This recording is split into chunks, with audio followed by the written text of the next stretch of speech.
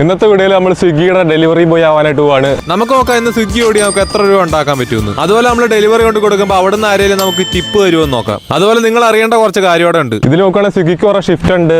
കുറെ രാവിലെ 9 മണി തൊട്ട് 12 മണി വരെ, 12 തൊട്ട് 4 മണി വരെ, പിന്നെ വൈകുന്നേരം 4 മണി തൊട്ട് 7 മണി വരെ, അങ്ങനെ കുറെ ഷിഫ്റ്റ് ഉണ്ട്. അപ്പോൾ ഞാൻ ഒരു ദിവസം മൊത്തം പണിയെടുക്കാൻ പോകില്ല.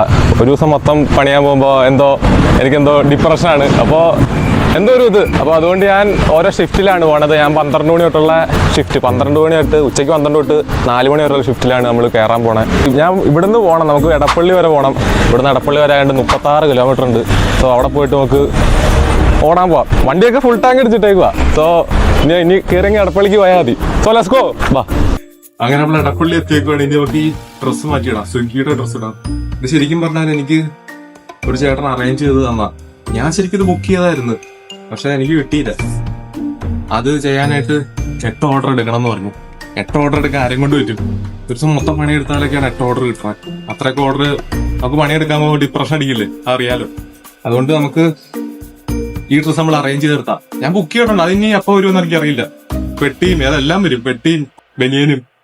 ഇനിയിപ്പോ നമുക്ക് ഊരിയിട്ട് ഇത് ചെയ്യാം. ഓക്കെ, അപ്പൊ നമുക്ക് ഡ്രസ്സ് മാറാം. ഇവിടെ വെച്ച് മാറിയ വിഷയം പോണം. അല്ലെ ന്യൂസുകാരുണ്ടാവുമോ? റോട്ട് വെച്ച് തുണി ഊരിയ യൂട്യൂബർ അകത്തുനിന്നൊക്കെ നാളെ ന്യൂസിൽ. Okay, let's go. ആണ്ട് ഇതെന്നാടാ പോക്കറ്റ് അകത്തേക്ക് ഇടത്. അങ്ങനെ ഡ്രസ്സൊക്കെ ഇട്ട് കുട്ടപ്പനായതിനു ശേഷം ഞാൻ നേരെ സ്വിഗ്ഗിയുടെ ആപ്പ് എടുത്തു. സ്വിഗ്ഗിയുടെ ആപ്പ് എടുത്തിട്ട് നമ്മൾ ഓൺലൈൻ നെക്കി കഴിഞ്ഞാൽ നമ്മൾ പണിക്ക് കയറി എന്നാണ് അതിന്റെ അർത്ഥം. ഞാൻ വളരെ കഷ്ടപ്പെട്ട ആ ഓൺലൈനിൽ കയറി നെക്കിയിട്ട് പണിക്ക് കയറി. എടാ നിങ്ങളൊക്കെ ഒന്ന് ലൈക്ക് അടിക്കണം കേട്ടോ.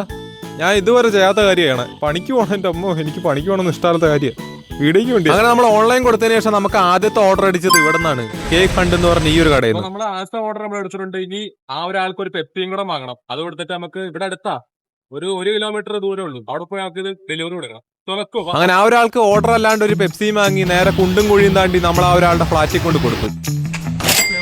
നമുക്ക് നമ്മുടെ അകത്ത് ഓർഡർ ചെയ്യുന്ന കിട്ടിയതാണ് 25 റുപ്പീസ്. അതുപോലെ ആ ഒരാൾക്ക് എക്സ്ട്രാ ഒരു പെപ്സിയും കൂടെ വേണമെന്ന് പറഞ്ഞപ്പോ ഞാൻ പെപ്സി മേടിച്ചു കൊടുത്തില്ലേ. ഞാൻ 20 രൂപയുടെ പെപ്സി ആയിരുന്നു വാങ്ങിച്ചു കൊടുത്തത്. പക്ഷെ ആ ഒരു ചേട്ടൻ എനിക്ക് 40 രൂപ തന്നു. ഞാൻ പറഞ്ഞാണ് 20 രൂപ ആയിട്ടുള്ളൂ എന്ന്. പക്ഷെ എനിക്ക് 20 രൂപ അവിടുന്ന് ടിപ്പ്. അങ്ങനെ 45 റുപ്പീസ്. Let's go. കഴിഞ്ഞപ്പോ തന്നെ നമ്മുടെ സെക്കൻഡ് ഓർഡർ നമുക്ക് അടിച്ച് 103 രൂപ. ബ്രോ, അടുത്ത നമ്മുടെ ഓർഡർ ലുലുവിനാണ്. So let's go. അത് ലുലുവിലേക്ക് പോവാം. 103 രൂപയുണ്ടോ? പെട്ടെന്ന് പോവാം. അങ്ങനെ നമ്മുടെ സെക്കൻഡ് ഓർഡർ ലുലു മാളിൽ പോയി നമുക്ക് സാധനം എടുത്തിട്ട് കസ്റ്റമറിന് കൊണ്ട് കൊടുക്കണമായിരുന്നു. ഇവിടെ ഉണ്ടല്ലോ ബ്രോ, ഈ പാർക്കിങ്ങിലൊന്നും കയറേണ്ട ഒരാവശ്യമില്ലായിരുന്നു. ഞാൻ അറിയാൻ പാടില്ലാണ്ട് ഇവിടെ കൊണ്ട് വണ്ടി വെച്ച്. ശരിക്കും സ്വിഗ്ഗി അതുപോലെയുള്ള ഇതിനൊക്കെ പുറത്ത് വേറെ സ്ഥലം ഉണ്ടായിരുന്നു, അവിടെ കൊണ്ട് വണ്ടി വെച്ചാൽ മതിയായിരുന്നു. അതുപോലെ ലുലുവിന്റെ പുറത്ത് ഈ ഒരു സ്ഥലത്തൊക്കെയാണ് നമ്മുടെ ഓർഡറും കാര്യങ്ങളൊക്കെ ഇരിക്കുന്നത്. പക്ഷെ ഞാനൊന്നും അറിയാണ്ട് ഞാൻ നേരെ ഹൈപ്പർ മാർക്കറ്റ് കയറിയടാ ലുലുവിന്റെ. ഞാൻ നമുക്ക് കിട്ടിയ ഓർഡറൊക്കെ ഹൈപ്പർ മാർക്കറ്റിൽ കയറി മേടിക്കണം. പക്ഷെ അതിന്റെ ആവശ്യമില്ലായിരുന്നു, പുറത്ത് ഇതിന്റെ സ്ഥലമുണ്ട്. അങ്ങനെ കറങ്ങി തിരിഞ്ഞ് നടന്ന് ഓരോ സെക്യൂരിറ്റിയോടൊക്കെ ചോദിച്ചപ്പോഴാണ് കാര്യം പിടി കിട്ടിയത്. ബ്രോ, നമ്മുടെ അടുത്ത സെക്കൻഡ് ഓർഡർ കിട്ടി. ലുലു മൊത്തം കറങ്ങിയപ്പോഴാണ് എവിടെയാണ് ഈ സ്ഥലം എന്ന് മനസ്സിലായത്. അയ്യോ, ഇത് കൊടുക്കാം.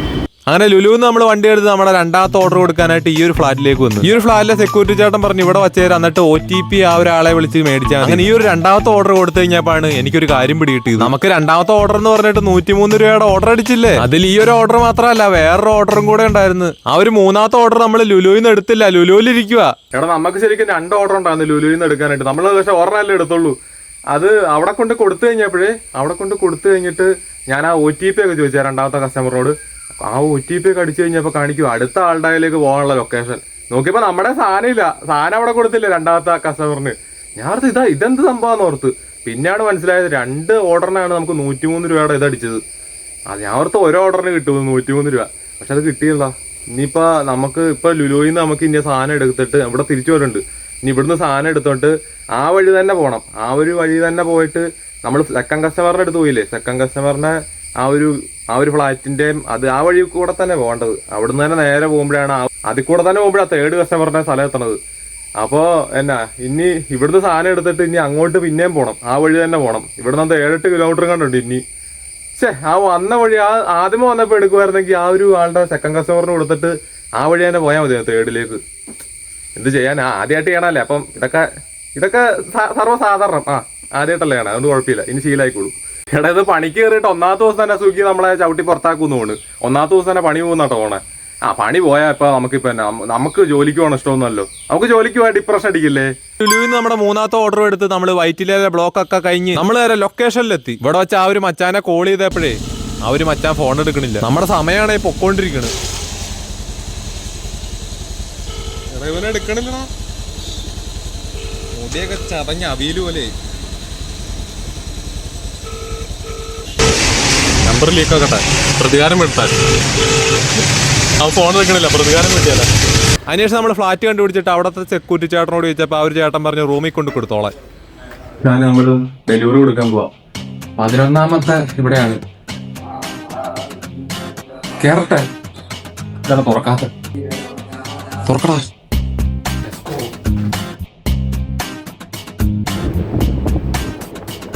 ബ്രോ അതോടെ എടുത്തു കഴിഞ്ഞപ്പോൾ അങ്ങനെ 3 ഓർഡർ കഴിഞ്ഞപ്പോൾ നമുക്ക് 134 രൂപ കിട്ടി.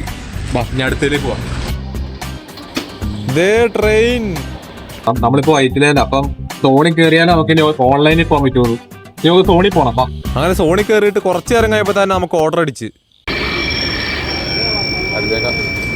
ഇങ്ങോട്ട് കൊണ്ടുവരാം. ബ്രോ നമ്മൾ 4ാമത്തെ സ്ഥലത്തേക്ക് പോവാണ്. ഇവിടുന്ന് ഒരു 2.5 കിലോമീറ്റർ 3 കിലോമീറ്റർ കണ്ടുണ്ട്. വാ അപ്പൊ 4ാമത്തെ ആളുടെ ലൊക്കേഷനിൽ നമ്മൾ എത്തിയിട്ടുണ്ട്. ആളെന്ന് വിളിച്ചു നോക്കാം. അപ്പൊ മടുത്തറ, ഭയങ്കരമായിട്ട് മടുത്തു. പിന്നെ വെയിലും ട്രാഫിക്കും. പുള്ളി ഒന്ന് വിളിച്ചു നോക്കട്ടെ. ഞാൻ ഇങ്ങനെ വിളിച്ചിട്ട് മേളിലോട്ടൊക്കെ നോക്കിയപ്പോഴത്തേക്ക് ആ ഒരു ചേട്ടൻ താഴെ നിൽപ്പുണ്ടായിരുന്നു. ആ ഒരു ചേട്ടൻ എന്നെ വിളിച്ച്. ബ്രോ 27 എടാ 99 അടുത്ത് 11 കിലോമീറ്റർ ഓഫാ. അതവിടെ കേട്ടെ, ഇതെങ്ങനെ ഓഫാക്കണം? വേറൊരു കാര്യം പറയട്ടെ, ഇതവിടെ കേട്ടെ. ആ ചേട്ടൻ നമുക്ക് 20 രൂപ ടിപ്പ് വന്ന്. എന്റെ ടിപ്പ് ഡബ്ല്യു ചേട്ടൻ, ഈ ഫ്ലാറ്റിലെ ചേട്ടനാട്ടാ. ആ ചേട്ടന്റെ വീഡിയോ എടുക്കാൻ പറ്റിയില്ല, പക്ഷെ നല്ല ചേട്ടൻ, നല്ല തങ്കപ്പെട്ട ചേട്ടൻ. നമ്മുടെ പണി ഏതാണ്ട് തീരാറായപ്പോ നമുക്ക് 11 കിലോമീറ്റർ അപ്പുറത്തേക്ക് ഒരു ഓർഡർ കിട്ടി. അത്രയും ദൂരം പോയി വരാൻ സമയമില്ലാത്തതുകൊണ്ട് ഞാനതങ്ങ് ക്യാൻസൽ അടിച്ച്. ഇത് എനിക്കൊരു പെനാൽറ്റി ഉണ്ടെങ്കിലും കുഴപ്പമില്ലടി, ഞാൻ ഇത് ചുമ്മാ ചെയ്യണം. അക്സെപ്റ്റ് ഇതന്നെ റിജക്ട് ഓർഡർ. അത്രേ ഉള്ളൂ, പോകാൻ പറ. അതെ എടാ, എന്തോ ഓർഡർ എന്തോ റിജക്ട് ചെയ്താൽ പെനാൽറ്റി ഉണ്ടെന്ന്. ഞാൻ വന്നടിക്കണോ? പണി കഴിയണ സമയമായി എന്ന് പറഞ്ഞ സമയത്താണ് നമുക്ക് അടുത്തുനിന്ന് ഒരു ഓർഡർ അടിച്ച്. ആ ഒരു ഓർഡർ നമ്മൾ കൊണ്ടു കൊടുത്തപ്പോഴത്തേക്ക് നമുക്ക് വീണ്ടും ഈ ഒരു റെസ്റ്റോറന്റിൽ നിന്ന് തന്നെ നമുക്ക് അടുത്ത ഓർഡർ കിട്ടി. ഒരു തരുമെന്ന് ഓർഡർ അടിച്ചടാ, അവിടുത്തെ അവർ കൊണ്ടു കൊടുക്കണ വീഡിയോ പോലും എടുക്കാൻ സമയം കിട്ടി. നമുക്ക് വേറൊരു ഓർഡർ ഉണ്ട്, അതോടെ കംപ്ലീറ്റ് ആക്കണം. ഞാൻ എന്തായാലും കിട്ടിയ കാശൊക്കെ ഈ മേളിൽ കൊടുത്തേക്കാം. ഈ ഒരു വൃന്ദാവൻ എന്ന് പറയുന്ന റെസ്റ്റോറന്റിൽ നിന്നും അതുപോലെ ഇവിടുത്തെ ഒരു റെസ്റ്റോറന്റിൽ നിന്നുമാണ് നമുക്ക് ഓർഡർ കിട്ടിയത്. അതിലെ ആദ്യത്തെ വൃന്ദാവൻ റെസ്റ്റോറന്റിൽ നിന്ന് കിട്ടിയ ഓർഡർ കൊടുക്കാനായിട്ട് നമ്മൾ ഈ ഒരു ഫ്ലാറ്റിലേക്ക് വന്നു. നമ്മുടെ അടുത്ത ഡെസ്റ്റിനേഷൻ സണ്ണി പാലസ്. ഇവിടെ വെച്ച് നമ്മുടെ അക്ഷയനെ നമ്മൾ ഓർഡർ കൊടുക്കാനായിട്ട് പറഞ്ഞു വിട്ടു. 7ാമത്തെ ഫ്ലോറാ. എപ്പോൾ തിരിച്ചു വരൂ? ഇനി നമുക്ക് ഒരു സ്ഥലത്തോളം കൊടുക്കാണ്ട്, അപ്പത്തേക്ക് നമ്മുടെ ഈ സമയമൊക്കെ കഴിയും. ഈ ഒരു ഷിഫ്റ്റ് കഴിയാറായി. ഓക്കെ ഏട്ടാ, ശരി എന്നാ. ബ്രോ അങ്ങനെ നമ്മൾ ഒരു ഷിഫ്റ്റിൽ പണിയെടുക്കാന്ന് പറഞ്ഞാൽ ഇങ്ങോട്ട് വന്നത്. അപ്പോൾ ഒരു ഷിഫ്റ്റ് കഴിഞ്ഞിട്ടുണ്ട്. അപ്പോൾ എനിക്കൊരു 10 ഓർഡർ ആക്കണം എന്നായിരുന്നു ആഗ്രഹം, പക്ഷെ പറ്റിയില്ല. 10 ഓർഡർ ആക്കണം എന്നുണ്ടെന്ന്, പക്ഷെ പറ്റിയില്ല. ഇനിയിപ്പോൾ സമയമില്ല. വരവിനേക്കാളും കൂടി ചിലവാ. ഇവന്റെ ഹെൽമെറ്റ് വരെ പൊട്ടി. ബ്രോ നമ്മളപ്പോൾ 7 ഓർഡർ ചെയ്തിട്ടുണ്ട്. ഇനി നമ്മൾ മൊത്തത്തിൽ ഒരു ഷിഫ്റ്റ് മാത്രമല്ല നമ്മളേ ഉള്ളൂ, അതുകൊണ്ടാണ് ഇത്രയും കുറഞ്ഞു പോയത്. ചിലപ്പം മൊത്തം ഒരു ദിവസം മൊത്തം എടുക്കുമ്പോൾ ചിലപ്പോൾ നമുക്ക് നല്ല കിട്ടിയാണ്. സോ എന്തായാലും നമുക്ക് ഇന്ന് മൊത്തം 7 ഓർഡറാണ് കിട്ടിയത്. സോ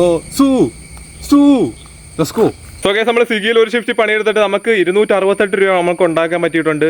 സോ എന്തായാലും നമുക്ക് വീട്ടിൽ കൊണ്ട് കൊടുക്കരുത്. അയ്യോ, വേർത്ത് ഉണ്ടാക്കിയ ആശ, കഷ്ടപ്പെട്ടുണ്ടാക്കിയ ആശ പോയി വീട്ടിൽ കൊണ്ട് കൊടുക്കട്ടെ. ഞാൻ ഇതുപോലെ ഏതിൻ്റെയും ഡെലിവറി പോയിട്ട് 24 മണിക്കൂർ വർക്ക് ചെയ്യണ വീഡിയോ വേണമെങ്കിൽ കമന്റ് ഇട്ടേരും.